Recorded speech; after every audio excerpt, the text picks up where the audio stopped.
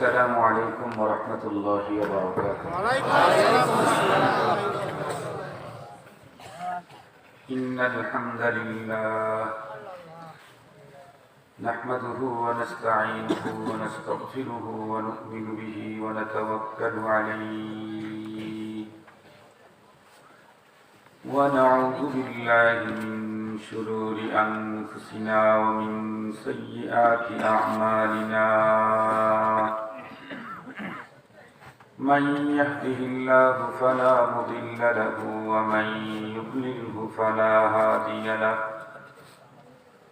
ونشهد أن لا إله إلا الله وحده لا شريك له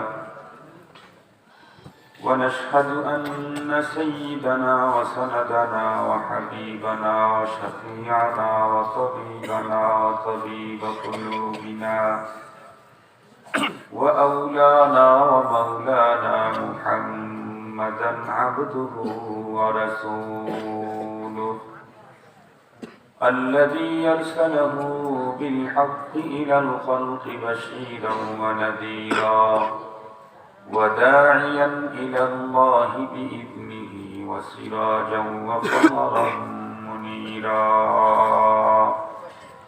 أما بعد فأعوذ بالله من الشيطان الرجيم بسم الله الرحمن الرحيم قل هل يستوي الذين يعلمون والذين لا يعلمون إنما يتذكر أولو الألباب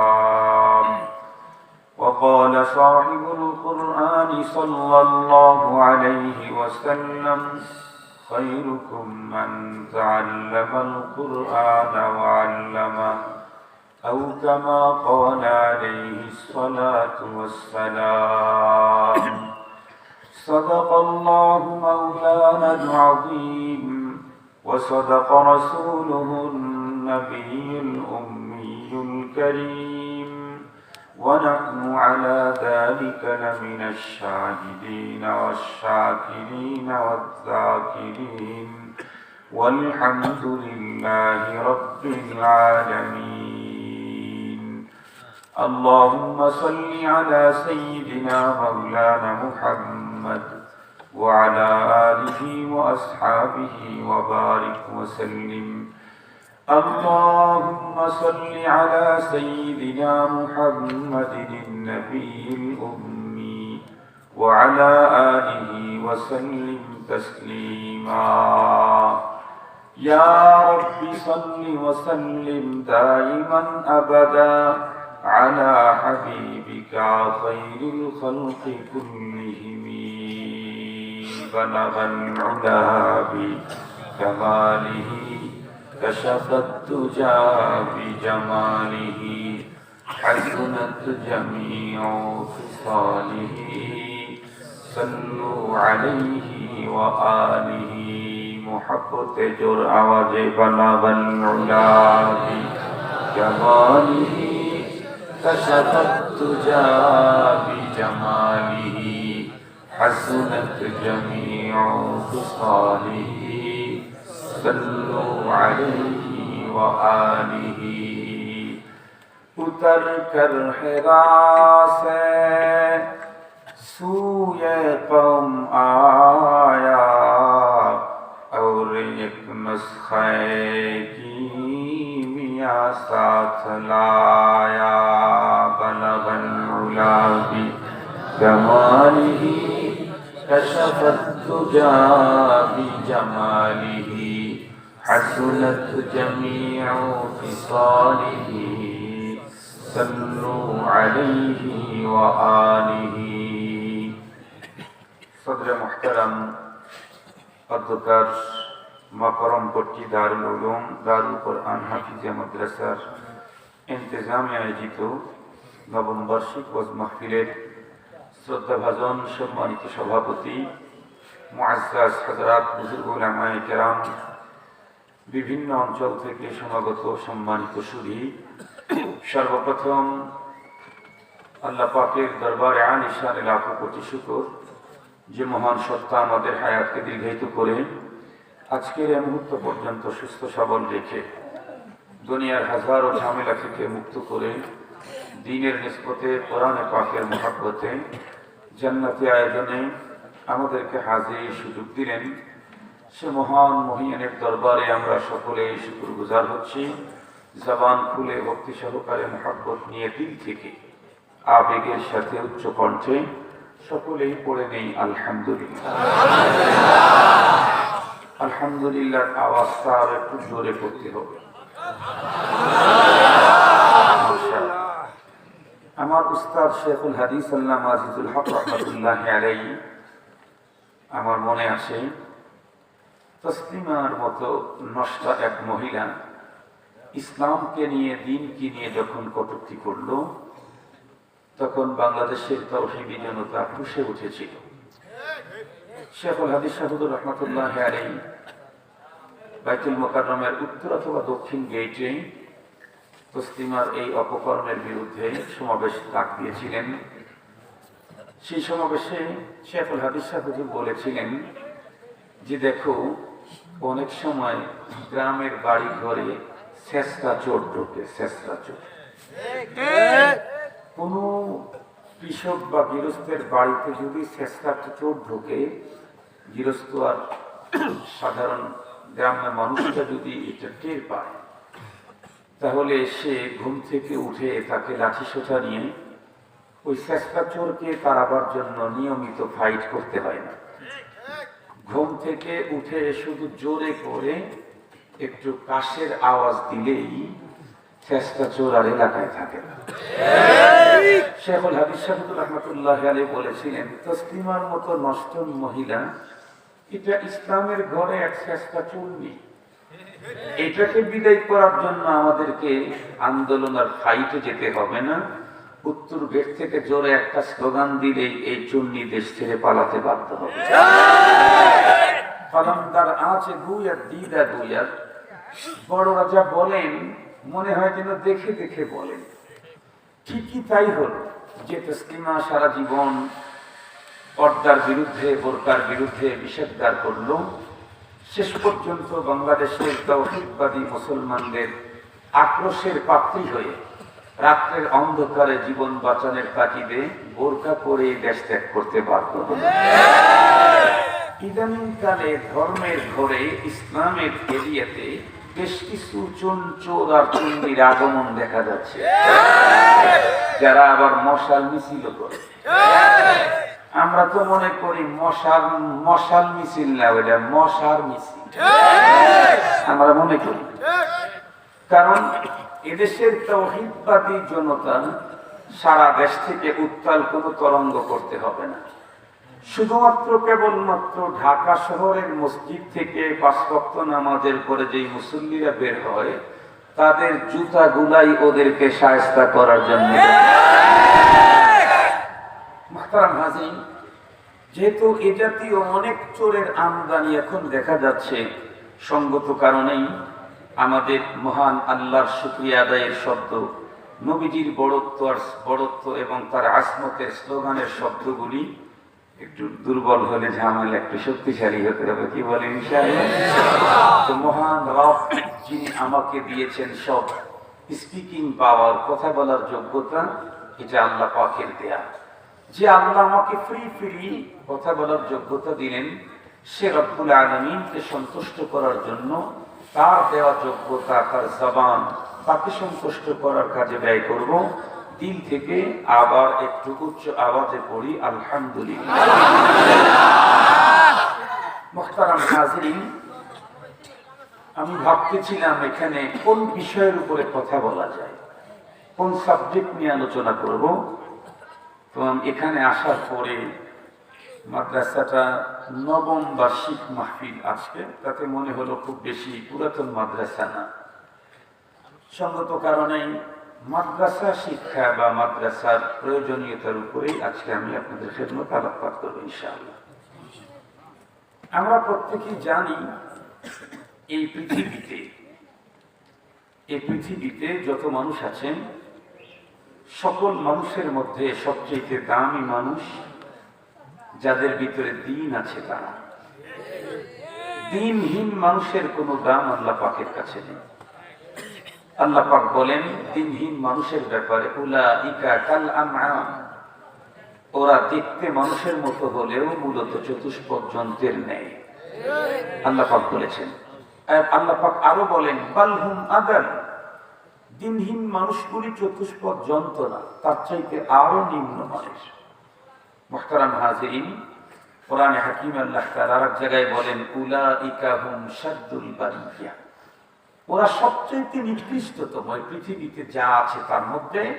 ওই মানুষ, যেই মানুষটার মধ্যে দিন নেই, ও যত উন্নতই হোক, যত টাকাওয়ালাই হোক, টাকা হতে হতে যদি বিল গেটসের চাইতে 3 গুণে টাকা বেশিও হয়, জনপ্রিয়তা অর্জন করতে করতে যদি জো বাইডেনকেও হার মানায়া দেয়, আর প্রযুক্তির অধিকারী হতে হতে যদি তামাম ওয়ার্ল্ডের সকল প্রযুক্তিবিদকে তার ছাত্র বানিয়ে ফেলে, কিন্তু ওর ভিতরে যদি দিন না থাকে, বডি ফিটনেসটা যদি পৃথিবীর সবচেয়ে সুন্দর সুঠাম দেহের অধিকারী মুহাম্মদুর রাসূলুল্লাহ সাল্লাল্লাহু আলাইহি ওয়াসাল্লামের মতো হয়, কিন্তু দিন যদি না থাকে, তাহলে এই মানুষটার আল্লাহ পাকের কাছে কুকুর শুকুর সমতুল্য দামও নাই।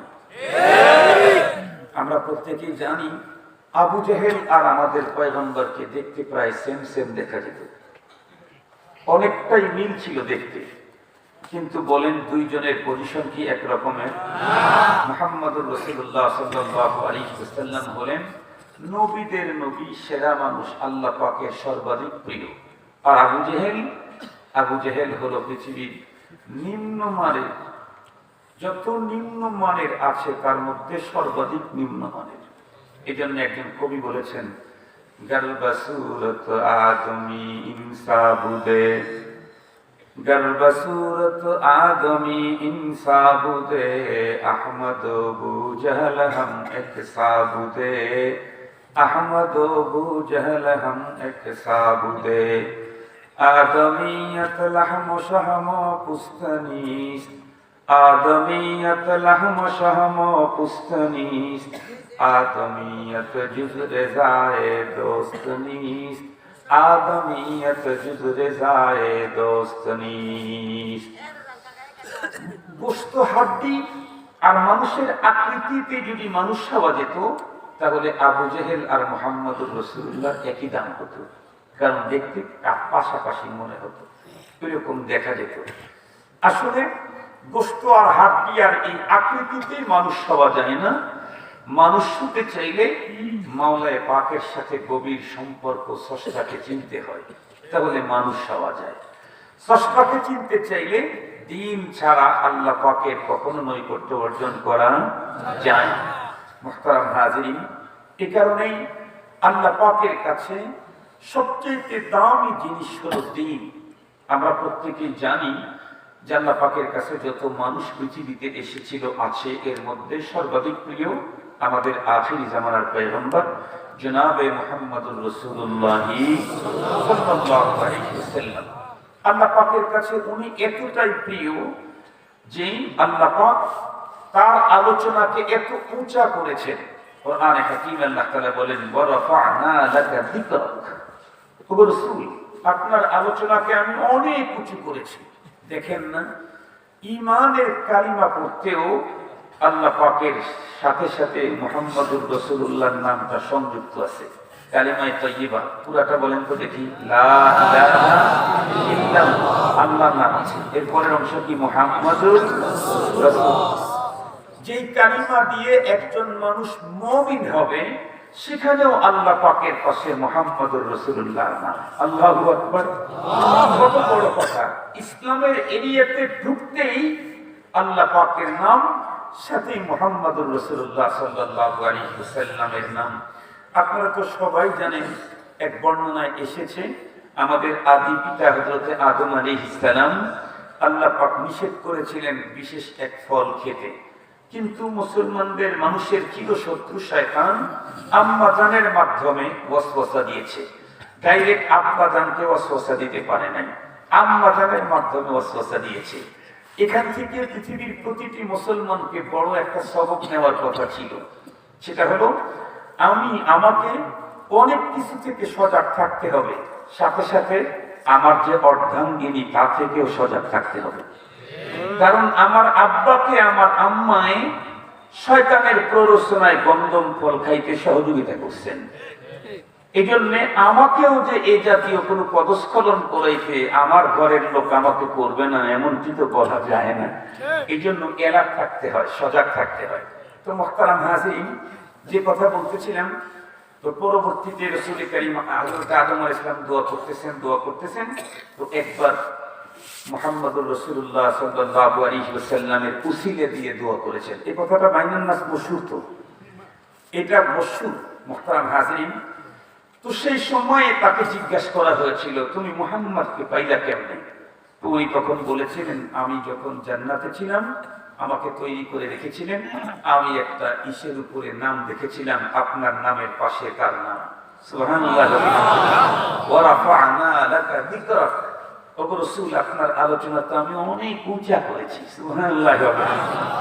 মুহতারাম হাজিরিন, শুধু এতটুকুই না, প্রতিদিন মুয়াজ্জিন মানুষদেরকে নামাজের জন্য আহ্বান করবে, তো আল্লাহ পাকের নামের স্লোগান দিবে, সাথে সাথে মুহাম্মদুর রাসূলুল্লাহর নামও আছে না নাই? মুহাম্মদুর রাসূলুল্লাহর নামও আছে। আল্লাহ পাকের নামের পাশে আল্লাহ তার প্রিয় হাবিবকে কাছে রেখেছেন। দেখেন না, আমাদের দেশে যদি প্রধানমন্ত্রী অথবা স্বরাষ্ট্রমন্ত্রী অথবা পররাষ্ট্রমন্ত্রী, এদের একদম খুব কাছের আস্থাভাজন যে হয়, তাকে হিন্দে হাজারে সফরে, তারপরে কি বলে, সব জায়গাতে দেশে বিদেশে পাশে রাখে, খুব আস্থাভাজন, তাকে পাশে রাখে। আল্লাহ পাক রব্বুল আলামিনের চরম আস্থাভাজন আমাদের পয়গম্বর মুহাম্মদুর রাসূলুল্লাহ সাল্লাল্লাহু আলাইহি ওয়াসাল্লাম, এবং খুব বেশি মুহাব্বতের, খুব বেশি মুহাব্বতের। এজন্য আযানের মধ্যে আল্লাহ পাক তার নামের পাশে মুহাম্মদুর রাসূলুল্লাহর ওইটাও সিস্টেম করে দিয়েছেন। কালিমার মধ্যেও তার ইসের পাশে আল্লাহ পাক ওইটা সিস্টেম করে দিয়েছেন। এমনকি আমরা যখন নামাজ পড়তে যাই, নামাজের মধ্যেও পয়গম্বরের উপরে দরুদ পড়া লাগে না, লাগে না? সেখানেও পয়গম্বরের নাম, ওয়া রাফা'না লাকা যিকরাক, নামাজের মধ্যেও পয়গম্বরের নামের আলোচনা। সুবহানাল্লাহি ওয়া বিহামদিহি, সুবহানাল্লাহিল আযীম। নামাজটা কবুল হতে চাইলে মুহাম্মদুর রাসূলুল্লাহর নাম ওখানে আছে, ওটা পড়তে হয়, দরুদ পড়তে হয়, তাছাড়া নামাজ পরিপূর্ণ হয় না। মুহতারাম হাজিরিন, সে মুহাম্মদুর রাসূল সাল্লাল্লাহু আলাইহি ওয়াসাল্লাম আল্লাহ পাকের এত এত এত প্রিয়, কিন্তু তারপরেও ইতিহাস থেকে আমরা কি জানি, আল্লাহ পাক তার এত প্রিয় রাসূলকেও দ্বীনের জন্য রণাঙ্গনে পাঠায়া দান দান মোবারক শহীদ করেছে, মাথার মধ্যে কড়া ঢুকাইছে। তায়েফের মাঠে মানুষের উপর্যুপরি বৃষ্টির মতো প্রস্তর আঘাতে পয়গম্বরের শরীরটাকে ঝাঁঝরাও করেছে। মুহাম্মদ সাল্লাল্লাহু আলাইহি ওয়াসাল্লাম তায়েফের ওইখানে দ্বীনের প্রচার করতে গেলে তাকে কি পরিমাণে প্রস্তর আঘাত করা হয়েছিল কিতাবের ভিতরে এসেছে। আমাদের নবী আলাইহিস সালাম সবসময় শরীরকে ঢেকে রাখতেন, শরীরকে ঢেকে রাখতেন নবীজি। কারণ নবী সাল্লাল্লাহু আলাইহি ওয়াসাল্লাম আসাদ্দু হায়া, নবীজি অস্বাভাবিক লজ্জাবান ছিলেন, অস্বাভাবিক। নবীজি কথাও বলেছেন, আল হায়াউ শুবাতুম মিনাল ঈমান, হায়া হলো ঈমানের, কেউ বলেছেন অর্ধেক, কেউ বলেছেন বড় একটা অংশ। কারণ যার হায়া নাই তার ঈমান রাখা কঠিন, যার হায়া নাই তার ঈমানও নষ্ট। মুহতারাম হাজিরিন, নবী আলাইহিস সালাম এতটা হায়াবান ছিলেন, শরীরে সবসময় কাপড় দিয়ে ঢেকে রাখতেন। মুনি পুরুষ হওয়ার পরে, অথচ দুঃখের সাথে বলতে হয়, আমার দেশের আজকে অগ্রগতি আর উন্নতি আর আধুনিকতার স্লোগানদারী নারীরা পশ্চিমাদের নগ্নতা নির্লজ্জতা দেখে তারাও এখন নগ্নতা আর নির্লজ্জতায় এতটাই লিপ্ত, আমাদের দেশের যুবতী মেয়েরা এখন অর্ধ উলঙ্গ অবস্থায় রাস্তায় চলতে কখনো দ্বিধা করে না, শরম করে না। আপনারা লক্ষ্য করে দেখছেন কিনা, কোন কওমি মাদ্রাসার আলেম আমার জানা মতে কেউ স্যান্ডো গেঞ্জি পরে না, আমার জানা মতে। কেন স্যান্ডো গেঞ্জি পরে না? কেন স্যান্ডো গেঞ্জি পরে না? গেঞ্জি পরে হাতাওয়ালা কেন? কারণ আমি পুরুষ হলেও আমার বগলের নিচের অংশ অন্য কেউ দেখবে, এটা কুরুচিপূর্ণ কথা, এটা বিবেকে বাধে। এটা রুচির একটা বিষয় আছে। এজন্য বগলটা ঢেকে রাখে মতো হাফ হাতাওয়ালা গেঞ্জি পরে টোটাল টাইম বগলের নিচ্ছেটা যাতে কেউ না দেখে, দেখলে এটা কেমন। পুরুষ হয়েও বগলের নিচ পর্যন্ত অন্য কোন পুরুষ দেখুক, এটা ওলামায়ে কেরাম এটাকে চয়েস করেন না, এটাকে ভালো চোখে দেখেন না। আর আজকে মুসলিম নারীরা তারা যে পোশাক পরে তাতে তাদের বগল পর্যন্ত খোলা। কথা বলেন না কেন? খোলা আছে না? পুরুষরাও যতটুকু হায়া লজ্জা করে, এটা আমাদের দেশের তথাকথিত প্রগতিবাদী আর আধুনিকা নারীদের ভিতরে এই হায়াটুকু নাই। আজকে তাম দেশ যত অশান্ত, সমস্ত অশান্তির মূলে সবচেয়ে বড় ভূমিকা হলো মুসলিম নারী সহ সকল নারীদের এলোমেলো চলাফেরা। এটা হলো পুরা সমাজ দেশ অশান্তির অর্ধেক ভূমিকা পালন করে। নারী অসুন্দর চলাফেরা, এলোমেলো চলাফেরা, শুধুমাত্র কেবলমাত্র নারীদেরকেই যদি সুন্দর করে তাদের চলার ব্যবস্থায় দেশের সরকার করতে পারে, আমি চ্যালেঞ্জ করে গেলাম, চ্যালেঞ্জ আমার কাছ থেকে বুঝে নিবে সরকার, এদেশের অর্ধেক অশান্তি সামাজিক পারিবারিক সব বন্ধ হয়ে যাবে, অর্ধেক অশান্তি বন্ধ হবে। কিন্তু এটা করবে কেমনে? কারণ যারা করবে তারাই ওই পদ্ধতিতে চলে, যারা করবে তারাই তো ওই পদ্ধতিতে চলে, এই জন্য এটা করতে পারতেছে না। মুহতারাম হাজিরিন, তো যে কথা বলতেছিলাম, মহানবী সাল্লাল্লাহু আলাইহি ওয়াসাল্লাম সিরিয়াস লজ্জাশীল ছিলেন, সিরিয়াস। এ কারণেই নবীজির শরীর সবসময় ঢাকা থাকতো। একদিন আম্মা আয়েশা সিদ্দিকা রাদিয়াল্লাহু তাআলা বিশেষ ভাবে নবীজির চেহারার দিকে একটু, অনেক সময় কাছে থাকলেও অনেক সময় লক্ষ্য করা হয়, আবার কখনো কখনো একটু লক্ষ্য করা হয়। আম্মা জান আমাদের নবী আলাইহিস সালামের চেহারার দিকে, শরীরের দিকে তাকায় দেখলেন নবীজির শরীরে অসংখ্য অগণিত ক্ষতের দাগ, এত অধিক দাগ। আম্মা জান ভেবেছেন নিঃসন্দেহে নবীজির ছোটবেলায় কোনো বসন্ত রোগ হয়েছিল, মানে এত দাগ তো কোনো আঘাতের হতে পারে না, এত আঘাত পেলে কোনো মানুষ বাঁচতে পারে না, এটা বসন্তের দাগ হতে পারে। নবী ইসলামকে জিজ্ঞেস করলেন, ওগো নবীজি, আপনার শরীরে এত ক্ষতের দাগ, ছোটবেলায় আপনার বসন্ত হয়েছিল? নবী আলাইহিস সালাম তখন চোখে পানি নিয়ে উত্তর করলেন, আয়েশা, তুমি তো আমাকে সেই ক্রাইসিস পিরিয়ডের কথা স্মরণ করিয়ে দিলে, তুমি তো আমাকে ক্রাইসিস পিরিয়ডের কথা স্মরণ করিয়ে দিলে। না, আমার শরীরে কখনো বসন্তের রোগ আক্রমণ করে নাই, কারণ আল্লাহ পাক আমাদের শরীরকে ওই জাতীয় রোগ থেকে হেফাজত করেছেন।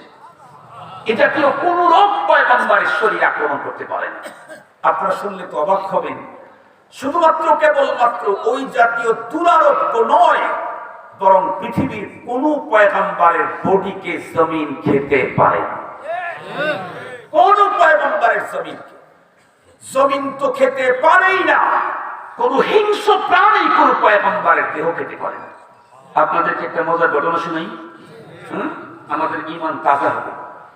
আপনারা তো জানেন হযরত ইউসুফ আলাইহিস সালাম, ওনার আব্বা ইয়াকুব আলাইহিস সালাম, উনি কিন্তু নবী বংশের মানুষ। ইউসুফ আলাইহিস সালাম নবী বংশের মানুষ, কারীম ইবনে কারীম ইবনে কারীম ইবনে কারীম। কতগুলা লোক, ইব্রাহিম ইবনে ইসহাক ইবনে ইয়াকুব ইবনে ইউসুফ, সুবহানাল্লাহ বললেন না? যে এই চারটা যে বললাম, চারটার কোনো একজন কি পাবলিক না পয়গম্বর? ইউসুফ আলাইহিস সালামের ডাইরেক্ট বাবা ইয়াকুব, উনি পয়গম্বর। ওনার বাবা ইসহাক, উনিও পয়গম্বর। ওনার বাবা ইব্রাহিম শুধু পয়গম্বর না, মুসলিম জাতির পিতা। কি ফ্যামিলিতে জন্মগ্রহণ করেছেন হযরত ইউসুফ আলাইহিস সালাম? কারীম ইবনে কারীম ইবনে কারীম ইবনে কারীম, ইউসুফ ইবনে ইয়াকুব ইবনে ইসহাক ইবনে ইব্রাহিম। তো হযরত ইউসুফ আলাইহিস সালামের ঘটনা তো আপনাদের জানা আছে। আল্লাহ পাক রব্বুল আলামিন কোরআনুল কারীমে ইউসুফ আলাইহিস সালামের ঘটনাকে যেইভাবে ঐতিহাসিক পদ্ধতিতে বয়ান করেছেন, আর কোন ঘটনাকে ওই পদ্ধতিতে বয়ান করেন নাই। ইউসুফ আলাইহিস সালামের ঘটনা বর্ণনা করতে গিয়ে আল্লাহ পাক বলেন, আহসানাল কসাস বিমা আওহাইনা ইলাইকা হাযাল কুরআন। এই কোরআনের যত ঘটনা ওহীর মাধ্যমে আপনাকে জানাইছি, তার মধ্যে সবচেয়ে বিউটিফুল, অনেক চমৎকার, সেটা হযরত ইউসুফ আলাইহিস সালামের ঘটনা। মুহতারাম হাজিরিন, চমৎকার বলেছেন কোন দিক থেকে, এটা তাফসীরি কথা, অন্য সময় শুনবেন। ইউসুফ আলাইহিস সালাম উনি একবার ওনার সৎ ভাইদের দ্বারা আক্রান্ত হয়েছিলেন, আপনারা জানেন না? ওনার সৎ ভাইয়েরা আব্বার কাছ থেকে অনেক ভুলায় ভালায় নিয়ে গেলেন যে আমরা ইউসুফকে দেখবো, কোনো সমস্যা হবে না। পরে নিয়ে গিয়ে ইউসুফ আলাইহিস সালামকে কূপে ফেলে দিয়েছিলেন, মনে আছে নাকি? তো বিকাল বেলায় যখন আসছে, ওয়াজাউ আবাহুম ইশাআন ইয়াবকুন, পড়াশোনার মধ্যে আছে, বিকাল বেলায় কাঁদতে কাঁদতে আসছে। ও কান্না অরিজিনাল কান্না না, এটা হলো এটা বাটপাড়ি কান্না, অরিজিনাল কান্না। ইয়াকুব আলাইহিস সালাম জিজ্ঞেস করেন, কি ব্যাপার, কাঁদছো কেন, আমার ইউসুফ কই? ওরা তখন বলে, ইয়া আবানা ইন্না নাস্তাবিকু ওয়া তারাকনা ইউসুফা ইনদা মাতাইনা ফাআকালাহু আদ-দিব। আব্বা, আমরা ইউসুফের জন্য অনেক ফল ফ্রুট জঙ্গল থেকে পেড়ে নিয়ে ওকে খাবার দিয়ে, আমাদের কাপড় চোপড়গুলো ওর কাছে দিয়ে আমরা একটু দৌড়ের প্রতিযোগিতা করতেছিলাম মাঠের মধ্যে। ইউসুফকে ছেড়ে যে দৌড়ের প্রতিযোগিতাটা মাঠের ওই প্রান্তে চলে গেছি, একটা বছরে জঙ্গল থেকে এক নেকড়ে বাঘ এসে ইউসুফকে খেয়ে ফেলেছে। ওয়ামা আনতা বিমুমিনিন লানা ওয়ালাউ কুন্না সাদিকিন। তারা বলতেছে যে আমরা সত্য কথা বললে তো আপনি বিশ্বাস করবেন না। হযরত ইয়াকুব আলাইহিস সালাম বললেন, আমার ছেলেকে বাঘে খেয়েছে? বলে, হ্যাঁ আব্বা, বাঘে খেয়েছে। কিভাবে বাঘে খাইল? এ কথা বলতেই একজন দাঁড়িয়ে বলল, আব্বু, যেই বাঘটা ইউসুফকে খাইছে ওই বাঘটা আগামীকাল আমরা ধরে নিয়ে আসবো আপনার কাছে। ইয়াকুব আলাইহিস সালাম বললেন, ঠিক আছে, যদি ধরে নিয়ে আসতে পারো আনো। ওরা তো তাৎক্ষণিকভাবে আব্বাকে ঠান্ডা করার জন্য কথা বলে ফেলছে। পরে ওরা এক জায়গায় বসে মশওয়ারা করলো, শোনো, আমাদের বাবা কিন্তু শুধু বাবা নন, পয়গম্বর। আমাদের বাবা শুধু বাবা নন, পয়গম্বর। সঙ্গত কারণে পয়গম্বর বাবা, তার সামনে আমরা মিথ্যাবাদী প্রমাণিত হলে আমাদের বাঁচার কোনো কায়দা নেই। যে কোনো মূল্যে আমরা সত্যবাদী প্রমাণিত হয়ে বদদোয়া থেকে বাঁচতে হবে, নাইলে তো এখন বাবার বদদোয়া, তারপরে পয়গম্বরের বদদোয়া, একদম শেষ হয়ে যাবে। তো কি করা যায়? আগামীকাল যে কোনো মূল্যে নেকড়ে বাঘ একটা মগা টগা যাই হোক ধরে নিয়ে আসতে হবে। বাঘ শুধু আব্বার সামনে শো করলেই তো হলো। বাঘ তো আর অস্বীকার করতে পারবে না যে আমরা খাইনি, বাঘ কি অস্বীকার করতে পারবে? শুধু একটা বাঘ ধরে শো করলেই তো হয়ে গেল। ওরা পরের দিন সকালবেলা একদম খায়া মোটা তাজা হয়ে ভিতরে স্পিড তৈরি করে নিয়ে চলে গেছে। যে কোনো মূল্যে বাঘ ধরে নিজেদের সত্যবাদিতার প্রমাণ করে বাবার বদদোয়া থেকে বাঁচবে। ওরা তো জানে না, বেয়াকুফের দল, যে বাবার কাছে যে কোনো মুহূর্তেই রাডার ফিট করা আছে, আসমান থেকে ওহী নাযিল হবে, সব গোপলোপের হয়ে যাবে, এটা জানে না। যাই হোক, সকালবেলা গেছে, গিয়া গর্তের ভিতর থেকে বাঘ ধরার জন্য প্ল্যান নেয়। যেই গর্তের ভিতরে কোনো বাঘ ধরার জন্য প্ল্যান নেয়, বাঘ ওদেরকে দেখে শুধু চোখ রাঙ্গায় আর মোস্তা ঘুরায়। ওরা ও এই এলাকার মধ্যে বাঘ ধরা তো চারটিখানি কথা না। এমনকি করতে করতে করতে করতে সারাদিন ব্যর্থ প্রচেষ্টা, কিচ্ছু করতে পারে না। এরপরে আবার তারা জরুরি মিটিং এ বসলো, মশওয়ারা। দুই একজন যদি মরতেও হয় তবুও মরতে হবে, বাঘ একটা নীতি হবে, নাইলে বাবা আমরা বদদোয়ার পাত্র হয়ে যাব। এখন আরো একটু শক্তি নিয়ে শেষবারের মতো আক্রমণ করতে যাচ্ছে। মাওলায়ে পাকের মেহেরবানি, এক অত্যন্ত ক্লান্ত পরিশ্রান্ত বাঘ, যেই বাঘটা মূলত এই জঙ্গলের না, অন্য জঙ্গল থেকে সফর করে আসছে এখানে, সেও এক বিশাল ঘটনা একটু পরে বলবো। এই বাঘটা ক্লান্ত পরিশ্রান্ত বডি যখন নিয়ে আসছে, ও আর চলতে পারতেছে না। এরা 10-12 জন একবারে আক্রমণ করে বাঘটাকে ধরে ফেলছে। ধরে কি খুশি, বাঘ ধরে ফেলেছে, গলার ভিতরে দিয়েছে রশি, লেজ কানটা ধরে টেনে নিয়ে যাচ্ছে। খুব খুশি। কেন? বাঘ তো শো করতে পারলেই আমরা সত্যবাদী প্রমাণিত, বদদোয়া থেকে বেঁচে গেলাম। বাবা শুধু বাবা নন, পয়গম্বর, বদদোয়া থেকে বাঁচতেই হবে।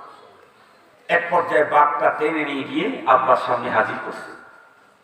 ইয়াকুব আলাইহিস সালাম বাঘ দেখে অবাক। এদিকে ওরা যখন বলছিল যে বাঘ খেয়েছে, ইউসুফ আলাইহিস সালাম, ইয়াকুব আলাইহিস সালাম জিজ্ঞেস করেছিলেন তার প্রমাণ কি? কোরআন শরীফের মধ্যে আসছে ওয়াজা উকিদা মিন কাদি, ওরা করছিল কি ইউসুফ আলাইহিস সালামের কাপড়ের সাথে রক্ত মাখায়া নিয়ে আসতে, বুঝাইছে এই যে দেখেন ইউসুফের কাপড় রক্ত মাখা, বাঘে খেয়ে ফেলছে। কিন্তু আসমানের মালিক ওদের এই ষড়যন্ত্রকে ফাঁস করবেন, তার পয়গম্বরকে বুঝাই দিবেন। এই জন্য ওরা রক্ত লাগাইতে মনে ছিল, কিন্তু কাপড়টা একটু ছিঁড়া ফাড়া করা দরকার ছিল না, কাপড়টা ছেড়ে শুধু রক্ত লাগাই নিয়ে আসতে। কাপড়টা দেখে হযরত ইয়াকুব আলাইহিস সালাম বললেন, কোন জগতের জ্ঞান বিজ্ঞানের বাঘ আমার ছেলেটাকে খাইলো, ভিতরের মানুষ খায় শেষ করলো, জামাটা একটু ছিল না। কোন বিজ্ঞানের অধিকারী বাঘ, কোন জঙ্গলের বাঘ? ওরা তখনই তো পেশ খেয়ে গেছে, তখনই বলছে আমরা ওই বাঘটাকে ধরে নিয়ে আসবো। ধরে নিয়ে আসছে। ইয়াকুব আলাইহিস সালাম সন্তান হারানোর ব্যথা। সন্তানও কি সে সাধারণ কোন সন্তান না, নবী। নবীও কি আবার নরমাল কোন নবী? যে নবীর চেহারা দেখে নারীরা কাত্তানা আইদিয়াহুন্না, ফল কাটার পরিবর্তে হাত কেটে ফেলেছে, যার বাইরের রূপ দেখে। ভিন্ন মানুষ যদি কারো রূপ দেখে ফলের পরিবর্তে হাত কেটে ফেলে টের না পায়, আর এই সন্তান যা, তার অন্তরে ওই সন্তানের মায়া কি পরিমাণ। সন্তান যদি নাক কাটা ঠোঁট কাটাও হয়, এরপরেও মায়ের অন্তরে কি পরিমাণ মায়া। সেখানে সন্তানটা যদি হয় ইউসুফ আলাইহিস সালাম, তাহলে কি পরিমাণে মায়া। শেষ পর্যন্ত বাঘের দিকে চেয়ে হযরত ইয়াকুব আলাইহিস সালাম চোখের পানি ছেড়ে কেঁদে দিয়ে বলল, ও বাঘ, তুমি না আমার কলিজার টুকরা, নয়নের মণি, আমার হৃদয়ের স্পন্দন, আমার সন্তান ইউসুফকে খেয়েছস। হযরত ইয়াকুব আলাইহিস সালামের চোখের পানি দেখে বাঘ তখন কান্না শুরু করল। বাঘ তখন ভিতরে ভিতরে রব্বুল আলামিনের কাছে আরজি জানাইলো, আয় রব্বুল আলামিন, আমি তো তোমার পয়গম্বরের ছেলে, আগামী দিনের পয়গম্বর হযরত ইউসুফ আলাইহিস সালামকে খাই নাই, কিন্তু তার সন্তানেরা আমার কান ধরে ঘাট ধরে এখানে পয়গম্বরের সামনে হাজির করে তার সন্তানকে খেয়েছি এমন বুঝাইতে যায়। রব্বুল আলামিনের কাছে আবেদন করলো, বাঘ, আল্লাহ, তুমি এই মুহূর্তে তোমার পয়গম্বরকে বাস্তব কথাগুলি বুঝাবার মতো জবান আমাকে দান করে দাও। তাফসীরের কিতাবের ভিতরে এসেছে, আল্লাহ পাক রব্বুল আলামিন তখন ওই বাঘটাকে কথা বলার যোগ্যতা দান করে দিলেন। আপনাদের কি অবিশ্বাস হয়? আরে না, এ তো বাঘ। আমাদের বিশ্ব নবীর সামনে তো ওয়া আবানাল হাক্কা দাব্বুন ইযবিহি উল্লিকাল ঈমানু মিন যাকার রাজুল। বিশ্ব নবীর সামনে এক লোক গুই সাপ ধরে নিয়ে আসছে। গুই সাপ চেনেন নাকি আপনারা? গুই সাপ ধরে নিয়ে যাইতেছে ব্যাগের ভিতরে, নিয়ে যাইতে নবীর সাথে দেখা। গুই সাপ সম্পর্কে মিশকাতের সরার ভিতরে লেখছে, গুই সাপ জীবনে এক ফোঁটা পানি পান করে না, কিন্তু 40 দিন পর পর এক ফোঁটা পেশাব করে। আপনারা মনে মনে ভাবতেছেন পানি পান করে না, পেশাব করে কেমনে? কিতাবের ভিতরে লিখছে মুহাদ্দিসিনে কেরাম, গুই সাপ একদম সকাল বেলায় ঘুম থেকে উঠে, ওরা ওদের জায়গা থেকে উঠে পূর্ব দিকে এরকম হা করে থাকে।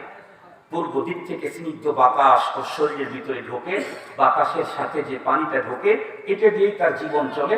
40 দিন পরে যতটুকু জমা হয় এটা এক ফোঁটা, ওইটাকে মোবাইল ডেম দেওয়া হতো।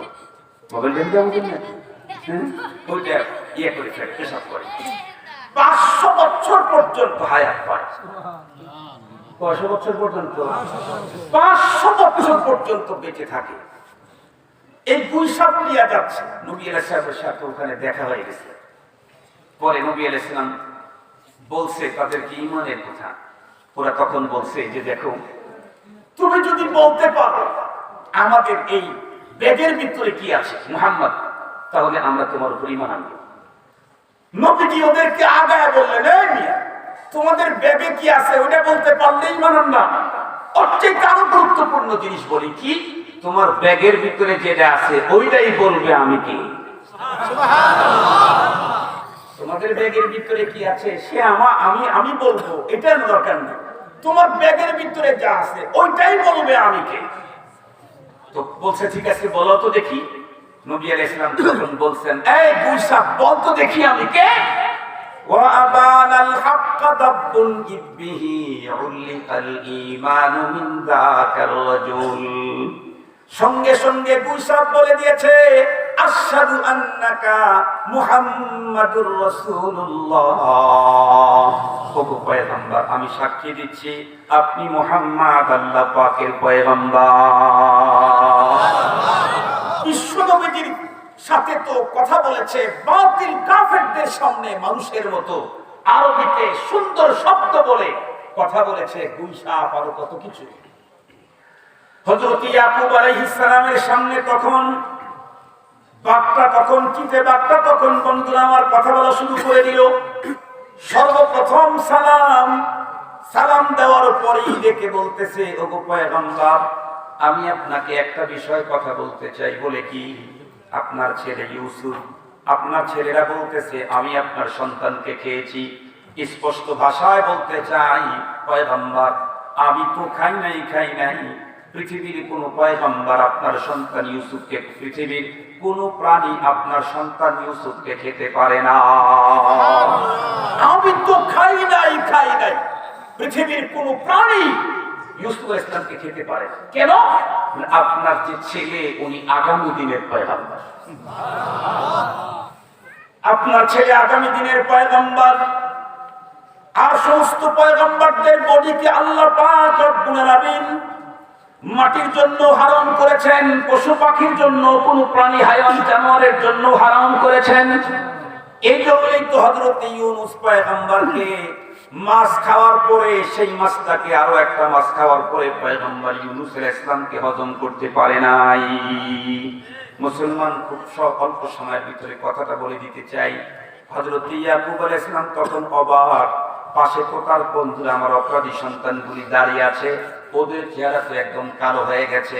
হযরত ইয়াকুব আলাইহিস সালাম জিজ্ঞাসা করলেন, ও বাপ, তুমি যদি আমার সন্তানকে না খেয়ে থাকো যেমন কি তুমি বলছো, তাহলে আমি জিজ্ঞাসা করতে চাই ওরা কি করে তোমাকে ধরে নিয়ে আসলো? উনি তখন উত্তর করলেন, বাপ তখন উত্তর করলো, গো পয়গম্বর, মূলত আমাকেও ওরা ধরতে পারতো না। আমাকে যে ধরতে পেরেছে সে একটা সুন্দর লম্বা কাহিনী। বলে কি? আপনার দাদা ইব্রাহিম পয়গম্বরের জবান থেকে আমার দাদা বাকে একটা হাদিস শুনেছিলেন। সেই হাদিসের উপরে মূলত আজকে আমল করতে গিয়ে আপনার সন্তানদের হাতে আমি ধরা খেয়েছি। এই আরো আশ্চর্য কথা, আমার দাদা ইব্রাহিম আলাইহিস সালাম তার কাছে কি হাদিস শুনেছো, কি বর্ণনা শুনেছো? বলো তোমার দাদা বাগে কি শুনেছে? বাঘ বলতেছে যে আমার দাদা বাঘ আমাদের কি গল্প করেছে। আমরা ছোটবেলায় যাদের দাদা আছে, নাতি আছে, মাঝে মাঝে একটু গল্প করে না? মাঝে মাঝে গল্প করে, ছোটবেলার স্মৃতিচারণ করে দাদা না, এটা স্বাভাবিক। যত বড় বুজুর্গই হোক এটা বলবে নাতিদেরকে নিয়ে, স্বাভাবিক। তো বলতেছে দেখেন, আমার দাদা বাঘ কোন এক জঙ্গলে ছিল।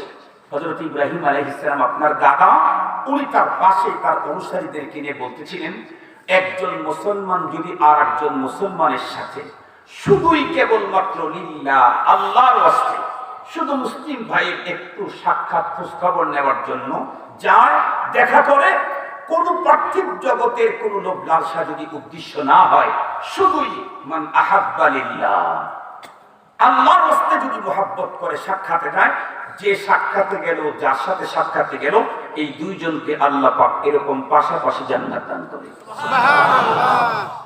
এই গল্পটা শুনেছি আমি আমার দাদার কাছ থেকে, আপনার দাদার মুখে। হুজুর শুনেন, আমি এবং এই কেনান জঙ্গলের এক বাঘ, দুইজনে মিলে এক বাঘিনীর দুধ পান করেছিলাম। সেই সূত্রে আমরা দুইজন দুধ ভাইয়ের মতো। আমি থাকি সুদূর মিশরে, আমার কানে খবর পৌঁছায়া দিল আমার সহজাতি একবার, তোমার যে দুধ ভাই আছে সে তো কেনানের জঙ্গলে অন্তিম মুহূর্ত পার করতেছে। তুমি যদি তার সঙ্গে দেখা করতে চাও, দ্রুত গতিতে এখনই চলে যাও। হুজুর, আমি আমার ওই দুধ ভাইয়ের সঙ্গে সাক্ষাতের জন্য জীবনের ঝুঁকি নিয়ে মিশর থেকে কত মানুষের চোখ মুখকে ফাঁকি দিয়ে আমি বড় কষ্ট করে আমি কেনান পর্যন্ত চলে এসেছি। এরপরে আমি আমার সেই ভাইকে খুঁজে পাচ্ছি না। একবার এই জঙ্গলে, আবার ওই জঙ্গলে, একবার এই গর্তে, আবার ওই গর্তের ভিতরে উঁকি মারছি, কিন্তু কোনো জায়গাতে আমি আমার ভাইয়ের খোঁজ পাচ্ছি না। লম্বা রাস্তা, জীবনের ঝুঁকি নিলাম করার কারণে আমার শরীরটা সিরিয়াসলি টায়ার্ড হয়ে গেছে, একটু আরাম করার জন্য ছোট্ট একটি গাছের নিচে যখন আমি বসেছি, এমন মুহূর্তে আপনার সন্তানেরা চতুর্দিক থেকে ঘেরাও করে আমাকে ধরে ফেলেছে। আমার শরীরটা যদি টায়ার্ড না থাকতো তাহলে ওদেরকে একটা উকি ঝুঁকি মারলে আপনার সন্তানেরা ভেগে পালিয়ে যেত। মুহতারাম হাজিরিন, খুব ভালো করে বুঝবেন, খুব ভালো করে বুঝবেন, পয়গম্বরদের আল্লাহ পাক কি পরিমাণে মাকাম দিয়েছেন। পৃথিবীর কোন প্রাণী তাদের বডিকে হজম করার যোগ্যতা, কথা বলেন না কেন, রাখে না। কোন পয়গম্বরদেরকে তাদের বডিকে হজম করা, খাওয়া, এই যোগ্যতা পৃথিবীর কোন প্রাণীর নাই। মুসলমান ভাইরা আমার, ওই ঘটনা শোনাবার কোনো দরকার নাই। শেষ পর্যন্ত তো প্রমাণই হয়ে গেল। উনি উল্লেখ করলেন তখন, বাক্যা তখন বলল, হুজুর কশ্চিনকালেও আমি তো আপনার সন্তান ইউসুফকে কোনোদিন দেখি নাই, আমাকে তো এইভাবে ওরা ধরে নিয়ে আসছে। আমি আপনাকে গ্যারান্টি দিয়ে বললাম, পৃথিবীর কোন প্রাণী আগামী দিনের পয়গম্বর ইউসুফ আলাইহিস সালামের বডি খেতে পারে না। আল্লাহ পাক রব্বুল আলামিন এত মর্যাদা দিয়েছেন, পয়গম্বরদের কত মর্যাদা, কত দাম। মুসলমান ভাইরা আমার, আমার পয়গম্বর রাহমাতুল্লিল আলামিন সাল্লাল্লাহু আলাইহি ওয়াসাল্লামের কথা মনে আছে নাকি? মনে আছে নাকি? মুসলমান, যেই পয়গম্বরের উপরে মশা মাছিও পড়তো না, যেই পয়গম্বরের বডি তাম পৃথিবীর সকল প্রাণীর জন্য হারাম করে দিয়েছেন, সেই পয়গম্বর যখন দ্বীনের দাওয়াত নিয়ে তায়েফে চলে গেলেন, এই পরিমাণে আঘাত করা হয়েছিল। আম্মা জান পরবর্তীতে জিজ্ঞাসা করলেন, পয়গম্বর আপনার শরীরের ভিতরে এতগুলি ক্ষতের দাগ, ছোট্টবেলায় বুঝি আপনার কোনো জল বসন্ত হয়েছিল? নবীজি তখন উত্তর করলেন, না না আয়েশা, আমার বডিকে আল্লাহ পাক জাতীয় রোগ থেকে হেফাজত করেছেন। তাহলে এতগুলি দাগ কেন? রহমতে আলম তখন চোখের পানি ছেড়ে দিয়ে উত্তর করলেন, আয়েশা, এগুলি কোনো রোগের দাগ না, এগুলি হলো দাওয়াতে তাবলীগের কাজ করতে গিয়ে, দ্বীনের দাওয়াতের কাজ করতে গিয়ে তায়েফের দুষ্ট ছেলেদের পাথরের আঘাতে দাগের চিহ্ন। কি পরিমাণে দাগ, ব্যথায় ব্যথিত হয়েছেন, আক্রান্ত হয়েছেন পয়গম্বর। আল্লাহ পাকের কাছে রাসূল অনেক দামি, অনেক মহব্বতের। এরপরেও আল্লাহ পাক তার দ্বীনের খাতিরে রাসূলকে রক্ষাত্ম করেছেন, তার দান শহীদ করাইছেন, তার মাথার ভিতরে কড়া ঢুকেছে, তার দেহকে সাজদা করে ফেলে দেওয়া হয়েছে। মুহতারাম হাজিরিন, দ্বীনের খাতিরে, তাহলে দ্বীন আল্লাহ পাকের কাছে কত দামি, দ্বীন আল্লাহ পাকের কাছে কত দামি। রাসূল আপনার অঙ্গহানি হবে এটা আমি মেনে নিতে পারবো, কিন্তু আমার দ্বীনের অঙ্গহানি মেনে নিতে পারবো না। আল্লাহ পাক ইচ্ছা করলে বলতে পারতেন, ওগো রাসূল আপনি উহুদে যায়েন না, আপনি বদরে যায়েন না, আপনি তায়েফে যায়েন না, আমার দ্বীন অঙ্গহানি হয় হোক, আপনার কোনো আঘাত আমি সহ্য করতে পারবো না। তা না বলে আর উল্টাটা হয়েছে, রাসূল উহুদে যান, বদরে যান। আল্লাহ পাক জানতেন তার এই প্রিয় মানুষটা উহুদে বদরে গেলে তার মাথার মধ্যে কড়া ঢুকবে, দান শহীদ হবে, রক্তাক্ত হয়ে রাস্তায় পড়ে থাকবেন গর্তের ভিতরে। আল্লাহ পাক জানতেন, তারপরে পাঠায়া দিয়েছেন পৃথিবীর মানুষকে প্রমাণ করার জন্য আমার কাছে আমার দ্বীন আমার হাবিবের চাইতেও প্রিয়। মুহতারাম হাজিরিন, এই দ্বীনের দাম, এর সাথে যত মানুষ থাকবে তার দাম তত বাড়তে থাকবে। যে মানুষটা দ্বীনের সাথে লাগবে তার দাম তত বাড়তে থাকবে। আমি ওপেন চ্যালেঞ্জ করে বলতে পারি, আল্লাহর দ্বীন এই জমিনে টিকে রাখতে চাইলে কওমি মাদ্রাসার বিকল্প কোনো ব্যবস্থা না। আমি চ্যালেঞ্জ করে বলতে পারি, যেই দ্বীনের সাথে সম্পৃক্ততা অর্জন করে কিয়ামত পর্যন্ত মানুষ দামি হবে, মানুষ হতে পারবে যে দ্বীনের মাধ্যমে, সেই দ্বীন দুনিয়াতে টিকাইতে চাইলে কওমি মাদ্রাসার বিকল্প নাই। মুসলমান ভাইরা আমার বিষয়টা আপনাদের খেদমতে একদম ক্লিয়ার করার জন্য বর্তমান পৃথিবীর একজন বড় আলেম, তার একটা কারগুজারি আপনাদেরকে শোনায় দেব ইনশাআল্লাহ। আপনারা প্রত্যেকেই জানেন, বর্তমান পৃথিবীর মধ্যে বড় আলেমদের অন্যতম একজন আল্লামা মুফতি তকি উসমানী দামাত বারাকাতুহুমুল আলিয়া। নাম কি কখনো শুনেছেন? আল্লামা তকি উসমানী, পাকিস্তানের সাবেক চিফ জাস্টিস। শুধু বাংলাদেশের ইসলামিক স্কলার না, পুরা দুনিয়াব্যাপী ইসলামিক স্কলার, আলমী ইসলামিক স্কলার। আল্লামা তকি উসমানী তার কিতাবের ভিতরে লেখেন, উনি বলেন, আমি অনেক দিন পূর্বে একবার ইরাকে গেলাম। সম্ভবত সফরটা ছিল সরকারি সফর। কোন এক দেশের চিফ জাস্টিস যদি আর এক দেশে যায় তাহলে রাষ্ট্রীয় মর্যাদায় মেহমানদারি, বন্ধুরা আমার, হবে না? হবে না? সাংঘাতিক ভাবে তাকে সেখানে রিসিভ করা হলো, অনেক পদমর্যাদা তাকে দেওয়া হলো। হুজুর বলেন, বেশ কয়েকদিন আমাকে ইরাকে থাকার পালা। রাষ্ট্রীয় সকল কার্যক্রম কমপ্লিট করতেছিলাম, তারপরেও আমার মাথার মধ্যে শুধু একটাই ধান্দা, আমি এতদিন পর্যন্ত এখানে সময় লাগালাম, এই সময়টুকুর ভিতরে যদি দিনের কোনো কাজ করতে না পারি তাহলে আমার এই সফরটা কখনোই কমপ্লিট হলো না। আল্লামা তকি উসমানী বলেন, কাজের ফাঁকে ফাঁকে দুই একদিনের আমার রেস্টের সময় ছিল। আমি তখন সিদ্ধান্ত নিলাম, রেস্টের সময়গুলা তো আমার নিজের হক, এখানে তো রাষ্ট্রের কোনো হক নাই। রাষ্ট্র তো আমাকে রেস্ট করার জন্য সময় দিয়েছে। যে দিনগুলি আমার রেস্টের আছে সেই দিনগুলির ভিতরে আমি কোনো একটা ভালো কাজ করব। কি ভালো কাজ করবেন উনি বলেন, সকালবেলায় হোটেল থেকে বের হলাম, পাশেই লোকজনদেরকে জিজ্ঞাসা করলাম, তোমাদের দেশে কোনো মাদ্রাসা আছে নাকি? ইরাকের লোকগুলি তখন আমাকে শুনাইলো, জিজ্ঞাসা করে, আইস মাদ্রাসা, মাদ্রাসা কি জিনিস? আল্লামা তকি উসমানী বলেন, তাদের মুখে এমন শব্দ শোনার পরে আমার মাথা হেট হয়ে গেল। কারণ ইতিহাস মন্থন করে দেখেন, এই পৃথিবীর মধ্যে সর্বপ্রথম সভ্যতা এসেছে ইরাকে। দুনিয়ার সর্বপ্রথম মুতামাদ্দিন কওম, সর্বপ্রথম সভ্যতা পৃথিবীতে এসেছে ইরাকে। সেই ইরাকের মানুষ মাদ্রাসা কি জিনিস চিনে না। আমি তখন ওদেরকে বললাম, মাদ্রাসা চিনো না? যেখানে কোরআন পড়ানো হয়, হাদিস পড়ানো হয়, ফিকহ পড়ানো হয়, যেই জায়গায়, সেটা হলো মাদ্রাসা। ওরা তখন আমাকে হেসে উত্তর করে, হ্যাঁ ফি দিয়ারিনা মওজুদ কাতির, আমাদের দেশে তো এ জাতীয় প্রতিষ্ঠান অনেক অ্যাভেলেবেল আছে। উনি বললেন, কোথায়? ওরা তখন উত্তর করলো, ফিল কুল্লিয়া ওয়াল জামিয়া, কলেজ আর ইউনিভার্সিটির ভিতরে কোরআন পড়ানো হয়, তাফসীর পড়ানো হয়। আল্লামা তকি উসমানী বলেন, আমি তখন ইরাকের লোকদেরকে বললাম, শোনো মিয়া শোনো, কলেজ ইউনিভার্সিটির কোরআন আর হাদিসের পড়ানোটাকে আমি চাই নাই।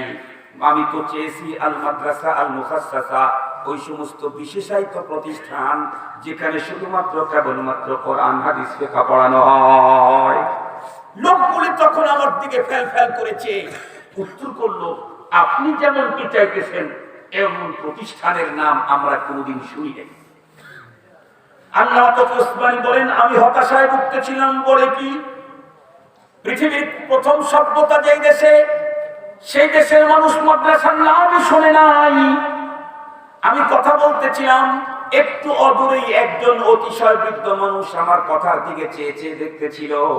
এক পর্যায়ে হাঁটি হাঁটি পা পা করে আমার দিকে চলে এলো। আসার পরে আমাকে জিজ্ঞাসা করে, কি নাম তোমার, ঠিকানা কোথায়? আল্লামা তকি উসমানী বলেন, আমি তখন বললাম, আমার নাম তকি উসমানী, বাড়ি পাকিস্তান। বৃদ্ধ লোকটি তখন বলে, তুমি ওদেরকে কি জিজ্ঞাসা? উনি উত্তর করলেন, আমি মাদ্রাসা সম্পর্কে জানতে চেয়েছি। বৃদ্ধ লোকটা তখন দীর্ঘ, বন্ধুরা আমার, ঠান্ডা নিঃশ্বাস ত্যাগ করে বললেন, ভাই তুমি যেই জাতীয় প্রতিষ্ঠান খুঁজতেছো, এই জাতীয় প্রতিষ্ঠানের কোনো খবর এই সমস্ত জেনারেশনের কাছে নাই। এগুলি অনেক আগে বিলুপ্ত হয়ে গেছে ইরাকে। তবে তুমি একটা কাজ করতে পারো, কি? এই জাতীয় প্রতিষ্ঠান পুরা ইরাকে ওয়ান পিসও নাই। ওই জাতীয় প্রতিষ্ঠানের পড়ুয়া একজন বুজুর্গ এখনো বেঁচে আছেন। উনি আব্দুল কাদের জিলানী রাহমাতুল্লাহি আলাইহি বাগদাদের মাজার মসজিদ যে আছে সেই মসজিদের ইমাম। তুমি ইচ্ছা করলে তার সঙ্গে সাক্ষাতে যেতে পারো। আল্লামা তকি উসমানী বলেন, আমি জিজ্ঞাসা করলাম, এখান থেকে বাগদাদ কত দূর? উনি তখন উত্তর করলেন, মিনিমাম 6 থেকে 700 কিলোমিটার দূর। আমি তখন সিদ্ধান্ত নিলাম, 700 হোক আর 1000 কিলো হোক, আমি অবশ্যই ওই বুজুর্গের সঙ্গে দেখা করার জন্য যাব। এই অঞ্চলের মুসলমান ভালো করে শুনবেন, 700 হোক আর 1000 কিলো হোক, এত দূরে একজন মাত্র বুজুর্গের সঙ্গে দেখা করার জন্য প্ল্যান নিলেন কে?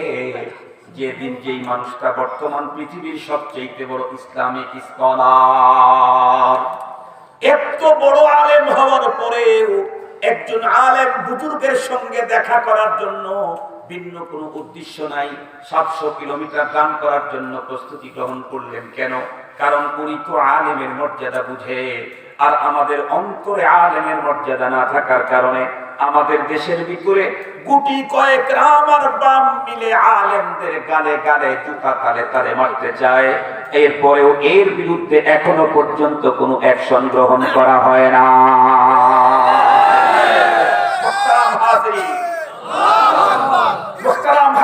ভালো করে বুঝবেন, এ মুসলিম কপাল নষ্ট হবে, পুড়ে যাবে যদি এ জাতীয় কওমি মাদ্রাসা আমার দেশে না থাকে।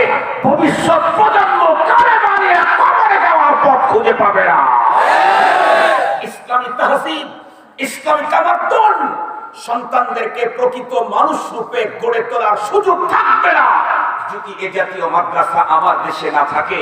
বুঝে যদি না আসে, একটু ইরাকে গিয়ে দেখেন, পৃথিবীর প্রথম যে সমস্ত দেশগুলি ইসলামের প্রাণ কেন্দ্র ছিল, আজকে সেই সমস্ত জায়গাতে মাদ্রাসা বন্ধ হওয়ার কারণে সে দেশের মুসলমান নামটাই শুধু মুসলমান, ধর্মীয় পরিচয় শুধু মুসলমান, পর্যাদে শরীয়তের বিধান, নামাজ যে অপরিহার্য কর্তব্য, সুদ যে হারাম, ঘুষ যে হারাম, এগুলি যে জাহান্নামের পথ, কিচ্ছু জানে না, গণ্ড মূর্খ, শুধু পরিচয়, ধর্মের পরিচয় ইসলাম লেখা ছাড়া আর কিচ্ছু জানে না।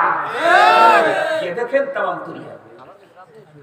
মুহতারাম হাজিরিন, আমরা যে নামাজ চিনেছি জেনেছি, রোজা হজ যাকাত চিনেছি জেনেছি, আমরা যে পর্দার মতো গুরুত্বপূর্ণ বিধান মানতে পারি, এটি মাদ্রাসার অবদান। মুসলমান ভাইরা আমার কথা ভালো করে বুঝবেন। আল্লামা তকি ওসমানী বলেন, আমি সিদ্ধান্ত নিলাম যাব। এক পর্যায়ে উনি বলেন, আমি গাড়ি ভাড়া করলাম শুধুই মাত্র একজন আলেমের সঙ্গে দেখা করার জন্য পথ চলা শুরু করে দিলাম। কারণ একজন আলেমের সাক্ষাৎ বন্ধুরা আমার কোনো অংশে কখনোই মূল্যহীন না।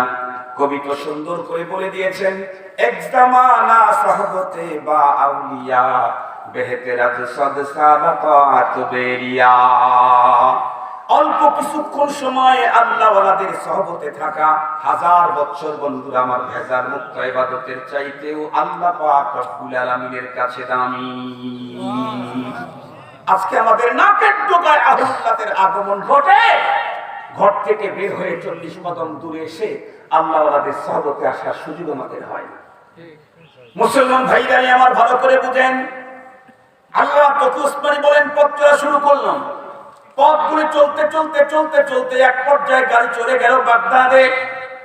বাগদাদের জামে মসজিদ আব্দুল কাদের জিলানী রাহমাতুল্লাহ আলাইহির মাজার মসজিদের ওখানে এক পর্যায়ে পৌঁছে গেলাম। মসজিদের সদর গেটের সামনে দাঁড়াইলাম। দাঁড়ানোর পরে সামনের দিকে তাকায় দেখি মেম্বরের কাছে অতিশয় একজন বৃদ্ধ মানুষ বসে বসে কি যেন তেলাওয়াত করে, কিসের জন্য ওজিফা করে। আমি তার চেহারার দিকে তাকাইতেই বুঝতে পারলাম আমি যার সঙ্গে সাক্ষাৎ করতে এসেছি উনি। চেহারা দেখতেই বুঝতে পারলাম, কাউকে জিজ্ঞাসা করার প্রয়োজন হলো না। কেন? আল্লাহ তকি ওসমানী বলেন, আমি দরজা থেকে গেট থেকে তাকায় দেখি বয়োবৃদ্ধ লোকটার কপালের ভিতরে ইলমে ওহী, কোরআন আর হাদিসের ইলমের নূর চমকিতেছে, নূর চমকিতেছে। মুহতারাম হাজিরিন, আল্লাহ তকি ওসমানী বলেন, আমি হাঁটি হাঁটি পা পা করে সামনে আগায় গেলাম।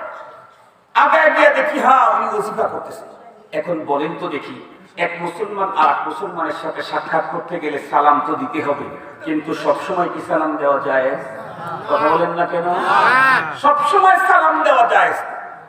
যদি কেউ ওজিফা করতে থাকে তাহলে সেই মুহূর্তে তাকে সালাম দেওয়া জায়েজ নাই।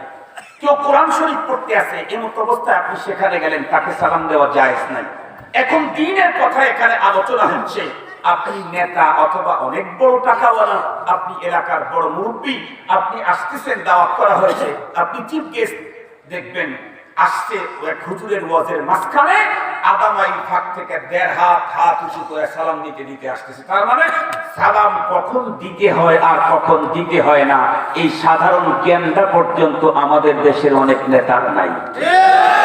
খালি কি তাই? সবচাইতে বড় অবাক করা কথা হলো, বাংলাদেশের সবচেয়ে বড় শিক্ষা প্রতিষ্ঠান জাগতিক বিদ্যালয় ঢাকা ইউনিভার্সিটি, যে ইউনিভার্সিটির প্রতিটা কর্মচারী আর প্রফেসর এবং চ্যান্সেলরের বেতনের মধ্যে আমার অংশ আছে। ওকে যে বেতন দেওয়া হয় সেখানে আমার অংশ আছে। আমি সরকারকে ভ্যাট দিই, আমি ট্যাক্স দিই, ইনকাম ট্যাক্স দিই, হোল্ডিং ট্যাক্স দিই। আমার খেটে খাওয়া দিনমজুর মানুষের ট্যাক্সের টাকা দিয়া এদেশের সবচেয়ে বড় শিক্ষা প্রতিষ্ঠান ঢাকা ইউনিভার্সিটিতে যাদেরকে বসানো হয়েছে, সেই ইউনিভার্সিটির একটা বিভাগের প্রধান ডক্টর যে এত বড় মূর্খ হয় এটা আমার প্রথম জানা হলো। সে নিজে সালাম, শুদ্ধ সালামকে নিয়ে এমন বিষোদ্গার করলো, সে এক টকশোতে এসে বলল, আমরা আগে সালাম দিতাম আসসালামু আলাইকুম, এখন দেখি মৌলবাদেরা আসসালামু আলাইকুম এইরকম করে সালাম দেয়। এখানে তো জামাত আর মৌলবাদ আর জঙ্গিবাদের দুর্গন্ধ পাওয়া যায়, এখানে গন্ধ পাওয়া যায়। স্পষ্ট ভাষায় বলতে চাই যে ডক্টর মুসলমান হওয়ার পরেও শুদ্ধ সালাম কোনটা অশুদ্ধ সালাম কোনটা এটাও বুঝে না। ওর চাইতে ধর্মীয় মূর্খ আল্লাহর জমিনে সেকেন্ড ম্যান আর একটাও হয় না। ও অন্য বিষয়ে ডক্টর, ধর্মের বিষয়ে ইন্টারন্যাশনাল মূর্খ। কথা বলেন না কেন? ধর্মের বিষয়ে ইন্টারন্যাশনাল মূর্খ। মুহতারাম হাজিরিন, আমাদের দেশে তো একের পরে এক ইসলামের বিরুদ্ধে, মুসলমানদের বিরুদ্ধে, কোরআনের বিরুদ্ধে, পয়গম্বরের বিরুদ্ধে একের পর এক সিরিয়াল একের পর এক দুর্ঘটনা ঘটতেইছে। এমতো অবস্থায় আমরা তাদের প্রতিবাদ করব দুইটা পন্থায়। নাম্বার 1, ওরা ধর্মের অথবা আমাদের পয়গম্বরের বিষয় নিয়ে যেই বিষয়ে ওরা আঘাত করবে, আমরা ওই বিষয়টাকে শুদ্ধ করে এমন সরাসরি চালায় দেব যাতে করে শুদ্ধ সালামের ফায়দাবে ওই ধর্মীয় মূর্খ ডক্টরটা ভেসে যেতে বাধ্য হয়। 1 নম্বর কাজ হলো, ও বলছে আসসালামু আলাইকুম, এখানে জঙ্গিবাদের গন্ধ পায়। আমরা বলি তোমার এমন কাণ্ডহীন বক্তব্যের মধ্যে আমরা নাস্তিকতার দুর্গন্ধ পাই। ওর প্রতিবাদ তো একে তো এইভাবে করতেছি মাঠে ময়দানে। সবচেয়ে বড় সত্য প্রতিবাদ হবে হলো, আমরা অতীতে গাফলতির কারণে যে সালামগুলা অশুদ্ধ দিতাম, এখন আর অশুদ্ধ সালাম দেবই না। কথা বলেন। ও তো শুদ্ধ সালামের ভিতরে জঙ্গিবাদ আর জামাতের গন্ধ পেয়েছে। আমরা সবাই শুদ্ধ সালাম এমন শুরু করব যাতে ওর নাকটা নষ্ট হয়ে যায়। মুহতারাম হাজিরিন, খুব ভালো করে বুঝবেন, এজন্য আমাদের সালাম হবে শুদ্ধ। মনে থাকবে ইনশাআল্লাহ। কি সালাম আলাইকুম, আসসালামু আলাইকুম বলেন। আমি আবার বলি, বলেন আসসালামু আসসালামু আলাইকুম ওয়া রাহমাতুল্লাহি ওয়া বারাকাতুহু। মনে থাকবে ইনশাআল্লাহ। উত্তর দেব স্পষ্ট ভাষায় সুন্দর করে, ওয়া আলাইকুমুস সালাম বলেন, ওয়া রাহমাতুল্লাহি ওয়া বারাকাতুহু।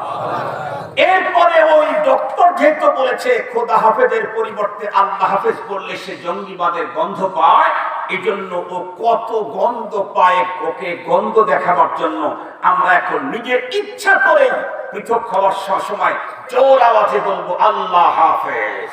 পারবেন তো ইনশাআল্লাহ? পারবেন তো ইনশাআল্লাহ? সব জায়গায় প্রচলন ঘটান। মূলত দুইজন সাক্ষাৎকারী যখন পৃথক হয়, তাহলে মেহমানকে বিদায় করে দেওয়ার একটা দোয়া, সুন্দর দোয়া নবীজি শিখিয়েছেন, কিন্তু এটা একটু লম্বা দোয়া, সবার তো মুখস্থ থাকবে না।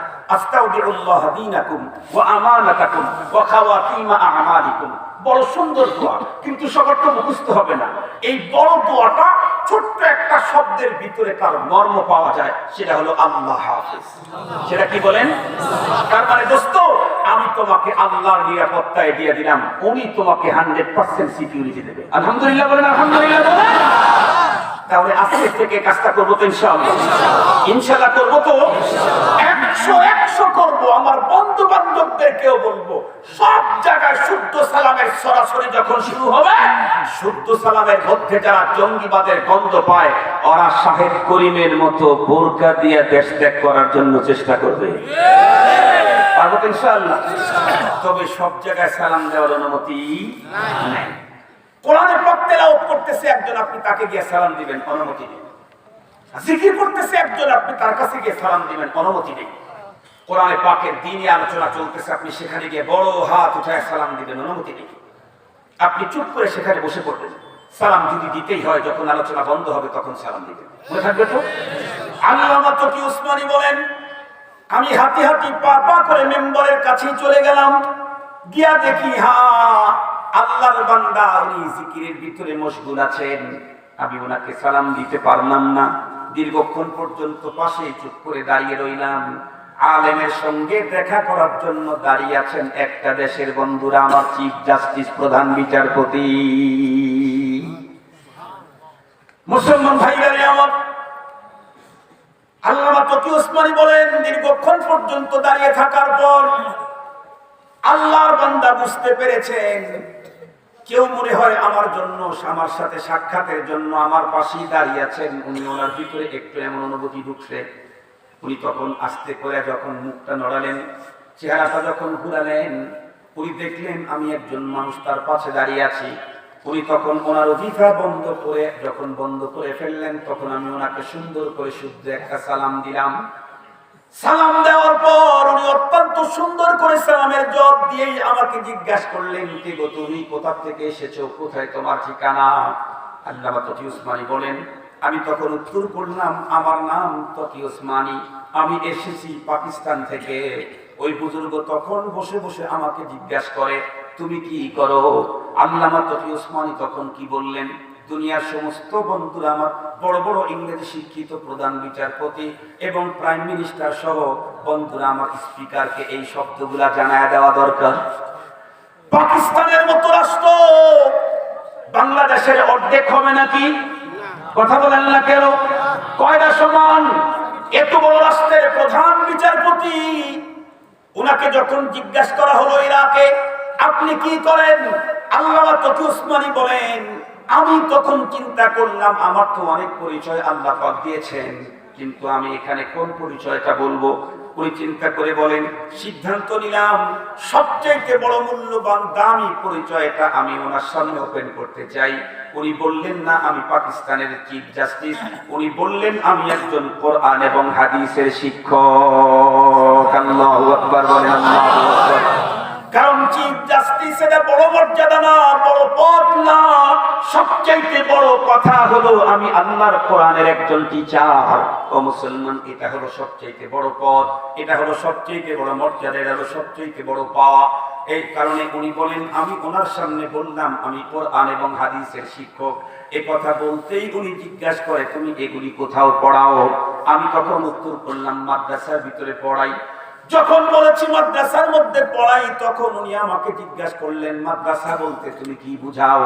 আল্লামা তকি উসমানী বলেন, আমি তখন তাকে বললাম, মাদ্রাসা বলতে ওই বিশেষায়িত প্রতিষ্ঠান বুঝাই যেখানে কোরআন পড়ানো হয়, হাদিস পড়ানো হয়, তাফসীর পড়ানো হয়, ফিকহ পড়ানো হয়, যেখানে শরহে জামি পড়ানো হয়, শরহে বিকায়া পড়ানো হয়, হেদায়াত পড়ানো হয়, মুখতাসার পড়ানো হয়, যেখানে মিশকাতুল মাসাবি পড়ানো হয়, যেখানে বুখারী, মুসলিম, আবু দাউদ, তিরমিজি পড়ানো হয়।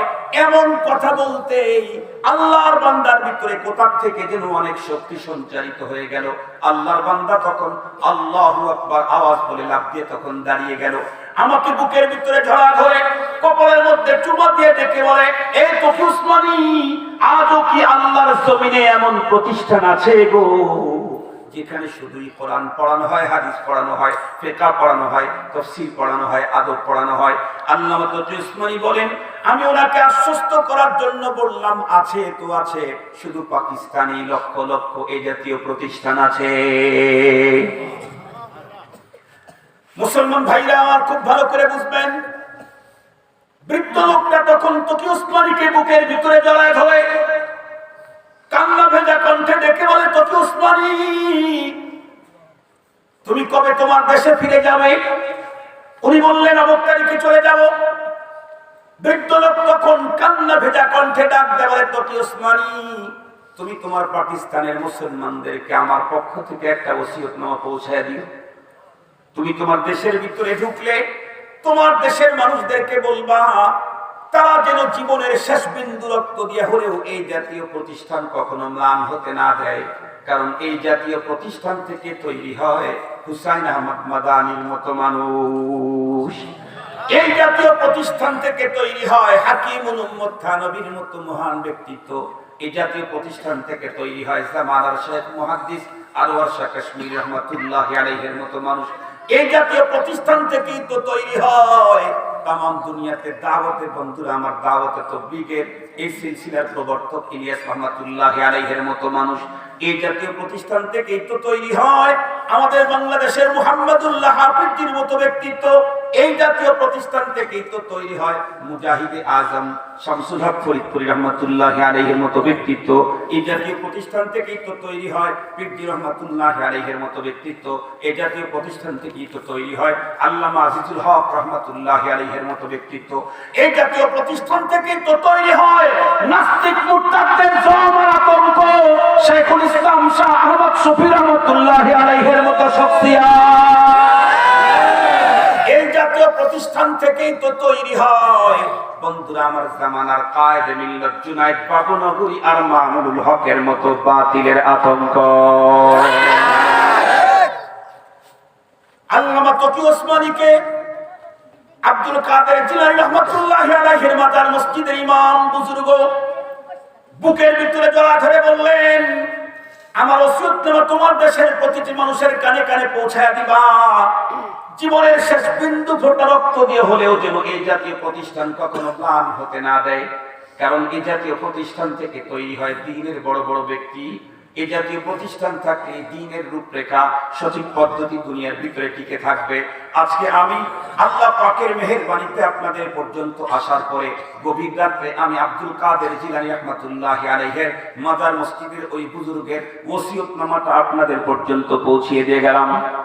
এই অঞ্চলের মুসলমান নারী পুরুষ জীবনের শেষ বিন্দু ফোঁটা রক্ত দিয়ে হলেও এই প্রতিষ্ঠান ধরে রাখার জন্য চেষ্টা করা লাগবে। পারবেন তো ইনশাআল্লাহ? পারবেন ইনশাআল্লাহ? পারবেন ইনশাআল্লাহ? এই জাতীয় প্রতিষ্ঠান থেকে তৈরি হয় ইসলাম ধর্মের বন্ধুরা আমরা তন্ত্র প্রহরী উলামা। আমরা দুনিয়াতে কি দেখেছি? তামাম দুনিয়ার ভিতরে যত রাষ্ট্রের দিকে তাকায় দেখবেন, একটা রাষ্ট্রকে বন্ধুরা আমার টিকাইতে চাইলে, একটা রাষ্ট্রকে উন্নত ভাবে বন্ধুরা আমার টিকাইতে চাইলে, তার জন্য ওই রাষ্ট্রের প্রতিরক্ষা ব্যবস্থা উন্নত করতে চাইলে স্ট্রং সেনাবাহিনী দরকার। আপনারা বলেন তো দেখি, আমাদের দেশের 1 ইঞ্চি মাটি যদি অন্য কোনো দেশের মানুষ দখল করতে চায়, সর্বপ্রথম দেশের 1 ইঞ্চি মাটি রক্ষার জন্য জীবন দেওয়ার জন্য ঝাঁপিয়ে পড়বে বিজিবি। এরপরই বন্ধুরা আমার সেনাবাহিনী আগায় যাবে। এরপরেও যদি তারা জীবন দিয়েও যদি মাটি রক্ষা করতে না পারে, তখন এদেশের জনগণকে ডাকবে, ও মুসলমান দেশ রক্ষার জন্য বিজিবি আর সেনাবাহিনীর যেমন দরকার, আল্লাহর জমিনে আল্লাহর দ্বীন রক্ষার জন্য উলামায়ে কেরাম এবং মাদ্রাসা বন্ধুরা আমার তার চাইতে বেশি দরকার।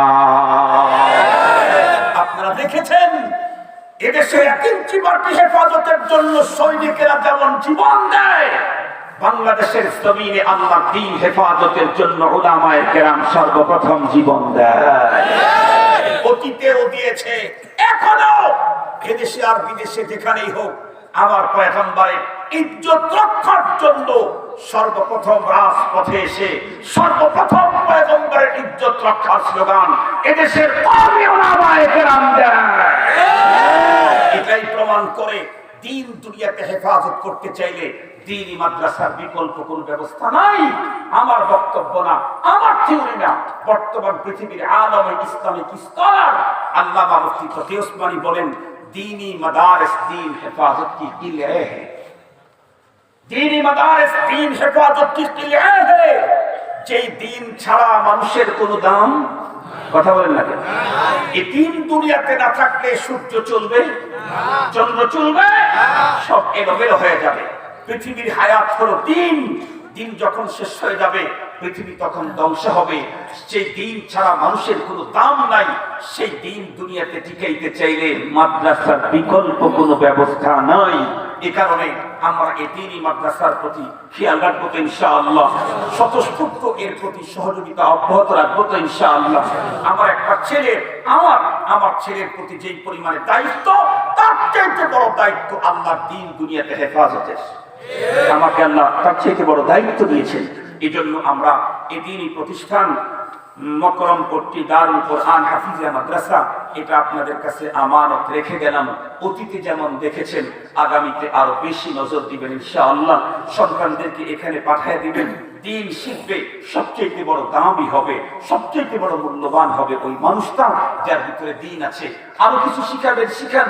ডাক্তার, ইঞ্জিনিয়ার, ডক্টর যা বানাবেন বানান। আমাদের ডাক্তার সাহেব আল্লাহ পাক ওনার নেক হায়াত সুস্থতার সাথে বাড়িয়ে দিন। দেশ জাতি দিনের আরো খেদমত বেশি করার সুযোগ আল্লাহ তাআলা ওনাকে আরো বেশি দান করুক। আমিন বলেন, আমিন বলেন। এরকম ডাক্তার তো আমাদের দরকার। আমি অসুস্থ হলে তো একজনের কাছে চিকিৎসা নিতে যেতেই হবে। সেই মানুষটা যদি দিনদার হয় তাহলে আশা করি তার কাছ থেকে নিরাপদ চিকিৎসা নিতে পারবো। আর যদি দিনহীন হয় তাহলে তো রানিং এসপির জীবনও নিরাপদ থাকে না। বুঝে ফেলছেন তো? বাঙালি যে চালাক বুঝবে না মানে বুঝে ফেলছেন যে যদি দিনহীন ডাক্তার হয় তাহলে রানিং এসপির জীবনে নিরাপদ না। আমার পাবলিকের তো খবরই নাই। দিনদার ডাক্তার হলে আমি অনেক ডাক্তারকে দেখেছি, আলহামদুলিল্লাহ ওনার ব্যাপারে অত বেশি জানি না। জামালপুরে এক ডাক্তার, উনি এখন বেঁচে আছেন না মারা গেছেন জানেন, উনি অসুস্থ হয়েছেন, অর্থোপেডিক ডাক্তার। পুরা জামালপুর শহরের সব অর্থোপেডিক ডাক্তার যে কয়টা রোগী দেখে উনি একা তার চেয়ে বেশি দেখেন, মাহবুবুর রহমান। এই ভদ্রলোক আল্লাহ পাক এতই ভদ্রতা তাকে দান করেছেন। Orthopaedic ভাঙ্গাচুরার doctor. ওনার সাথে যিনি থাকেন উনি আমাকে বললেন যে হুজুর, স্যার কখনোই টাকার কারণে কোনো পেশেন্টকে কখনো কষ্ট দেন। অপারেশন করা শুরু করেছে, তার সাথে কন্ট্রাক্ট হয়েছে 15,000 টাকা। অপারেশন করতে গেছে, কন্ট্রাক্ট তো অন্যরা করে, ডাক্তার তো করে না। অপারেশন যখন শুরু করছে তো অপারেশন করতে তো পুরোটা অবশ করা লাগে, ছোটখাটো ভাঙ্গাচুরা হলে। তখন ডাক্তারের দিকে তাকায় রুগী বলতেছে, স্যার আমি অত্যন্ত গরিব মানুষ, 15,000 টাকা মিটানো হয়েছে, আমি 15,000 টাকা ব্যবস্থা করতে পারি নাই স্যার। আমি ধার করে মানুষের কাছে চেয়ে নিয়ে আমি 10,000 টাকা নিয়ে আসছি স্যার, আপনি যদি আমাকে এটা দিয়ে আমাকে ছেড়ে দিতেন। ডাক্তার সাহেব সাথে সাথে ওনার লোককে ডেকে বললেন, 10,000ও নিবা না, ও যে কয় হাজার দিতে চায় সেই কয় হাজার নিবা, 10,000 নিবা। এবং বলে দিল, আপনি যা খুশি মনে দিতে চান তাই দিয়ে যাবেন, না দিতে চাইলে সমস্যা নেই, ওরা কেউ আপনাকে বাধা দিবে না, আপনি চলে যাবেন। এরকম একজন আমি গেছি, শুধু বলছি যে আমার কোমরে ব্যথা, এখানে ব্যথা, আজকেও ব্যথা করতেছে। উনি আমাকে বললেন যে হুজুর একটু কষ্ট করে একদিন একটু আগে আসবেন, আমি আমার জামালপুরের সবচেয়ে এক্সপার্ট মেডিসিন স্পেশালিস্ট যিনি আছে তাকে দিয়ে আপনার পুরো বডিটা আমি চেক করে দিয়ে দেব। আল্লাহু আকবার। আমি যাওয়ার আগে উনি প্রস্তুত হয়ে বসে আছেন, রুগী দেখা বন্ধ করে আমার অপেক্ষায় আছে। এত আলেম প্রিয়, মানুষের প্রতি তা এত দয়াময়। অনেকদিন আগে শুনেছি ওনার লিভারে প্রবলেম হয়ে গেছে, উনি দেশের বাইরে যাওয়ার জন্য চেষ্টা করতেছেন, পারতেছেন। অনেকদিন হয় ফোন দিচ্ছি, ফোন রিসিভ হচ্ছে না, জন্য ভয় লাগতেছে যে উনি আছেন নাকি চলে গেছেন দুনিয়া থেকে। উনি যদি বেঁচে থাকেন আপনাদের কাছে দোয়া চাই, আল্লাহ পাক মাহবুব ডাক্তার মাহবুব সাহেবকে যেন সুস্থতার সাথে নেক হায়াত বাড়ায়। অনেক গরিব দুঃখী অসহায় অসুস্থ মানুষের সেবা করার সুযোগ আমাদের ডাক্তার সাহেবের জন্য আপনাদের কাছে দোয়া চাই। অবশ্যই আল্লাহ পাক যেন আরো দীর্ঘদিন মানুষের সেবা করার তৌফিক দান করে, দ্বীনের কাজ করার জন্য তৌফিক দান করে। দুনিয়ার হায়াত তো আমার তখন দরকার যদি এই হায়াতটা আমি পরপারে পুঁজি করতে পারি, তাহলে দুনিয়াতে বেঁচে থাকার সার্থকতা আছে। আর যদি এই দুনিয়াতে হায়াত পেলাম আখিরাতে পুঁজি করতে পারলাম না, তাহলে এই হায়াতের কোনো দরকার নাই। মনে থাকবে তো ইনশাআল্লাহ, মনে থাকবে তো ইনশাআল্লাহ। তো যা বানাবেন বানান, তবে তার আগে দিনদার বানাইলে ভালো হবে না? ইঞ্জিনিয়ারটা যদি দিনদার হয় তাহলে কখনো রডের পরিবর্তে বাঁশ ঢুকবে না। কথা বলেন না কেন? তাহলে কখনো রডের পরিবর্তে বাঁশ ঢুকবে না। ঠিকাদারটা যদি দিনদার হয় তাকে কখনো রডের পরিবর্তে বাঁশ ঢুকবে না। বালিশ নিচতলা থেকে 8 তলার মধ্যে বালিশ উঠাইতে কখনো 1 লাখ টাকা 40,000 টাকা লাগবে না। কথা বলেন না কেন? প্রকৌশলী যারা কি বলে বিভিন্ন ইসের কি বলে বিভিন্ন সেক্টরের যে প্রধান, সে যদি দিনদার হয় তাহলে কখনো একটা কলা গাছের দাম 1.5 লাখ টাকা 6 লাখ টাকা হবে না। কথা বলেন না কেন?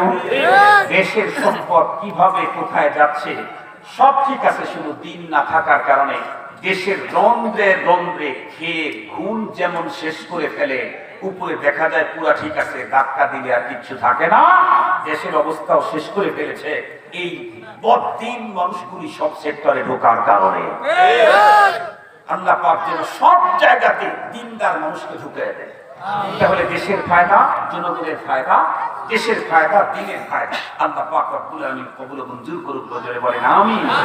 এইজন্যই তো আল্লাহ পাকের কোরআন আল্লাহ পাক বলেন, কুল হাল ইয়াস্তাবিল লাযীনা ইয়ালামুন ওয়াল লাযীনা লা ইয়ালামুন।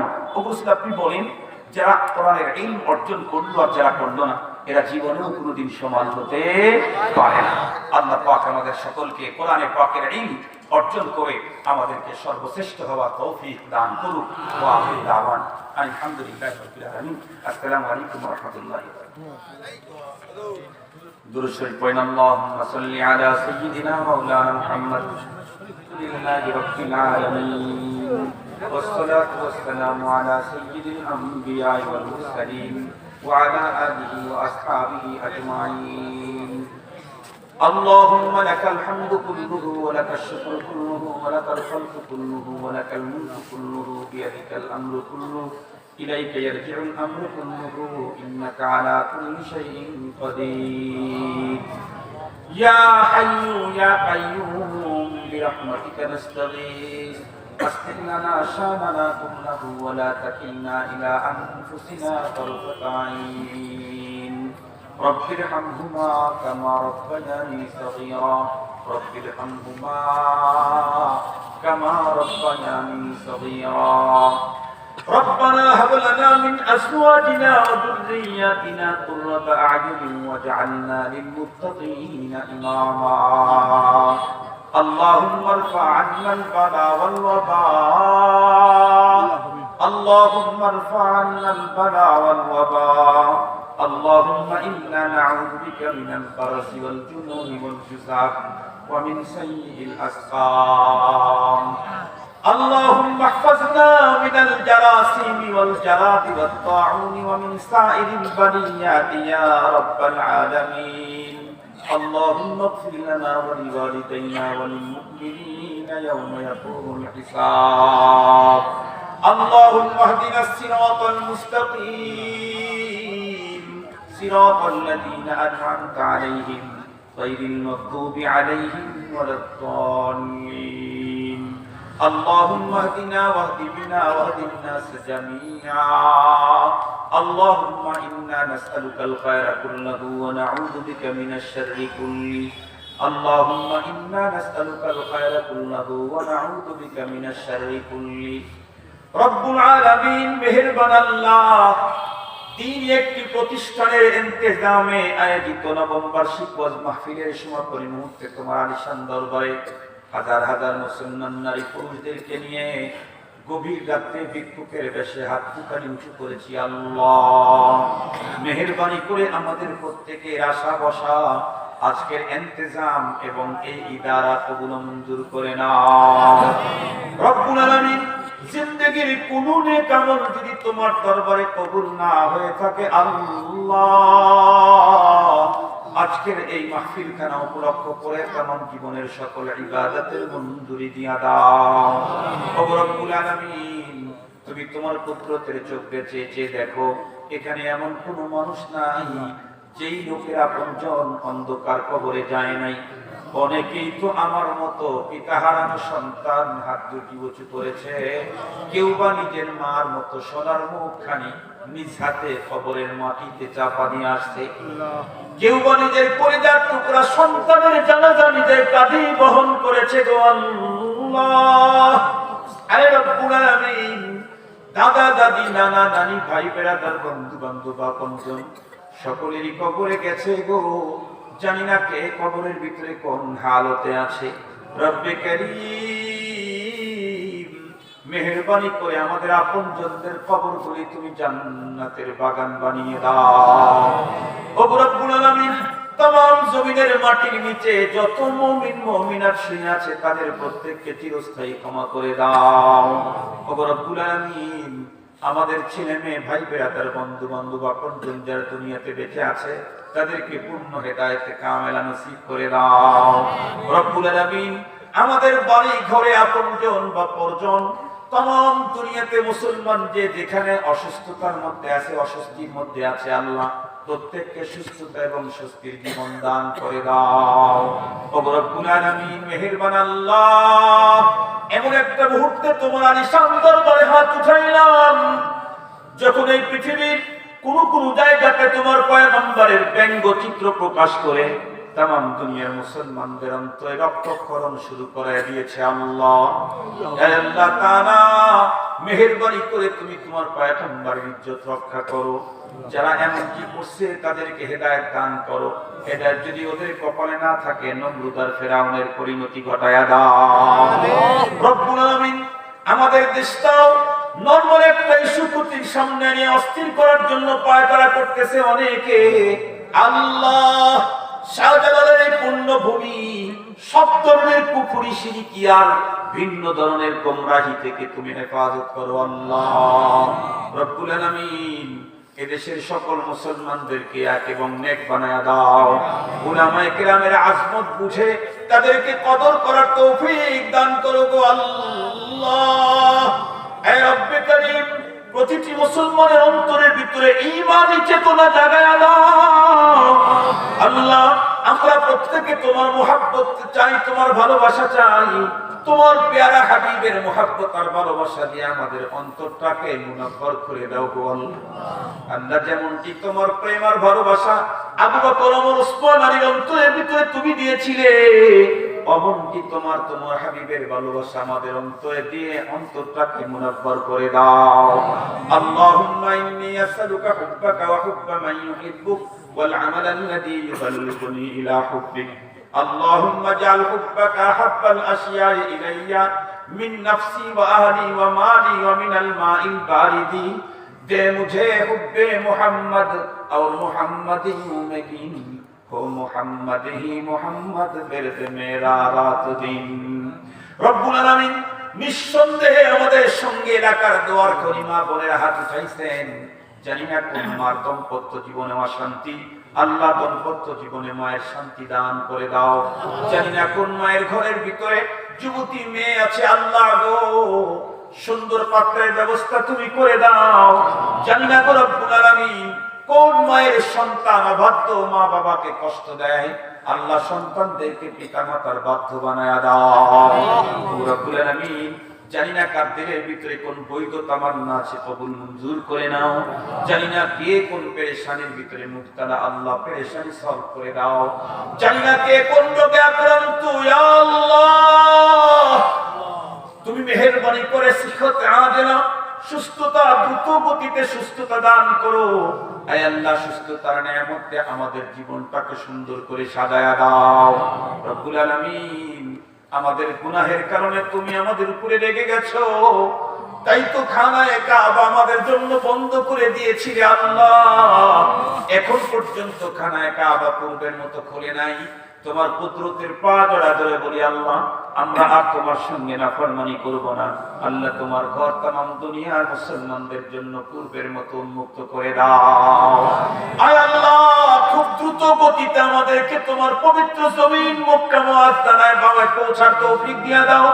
তোমার ঘরের গিলাফ তৈরা লাব্বাইক আল্লাহুম্মা লাব্বাইক বলে ডাকার তৌফিক দাও।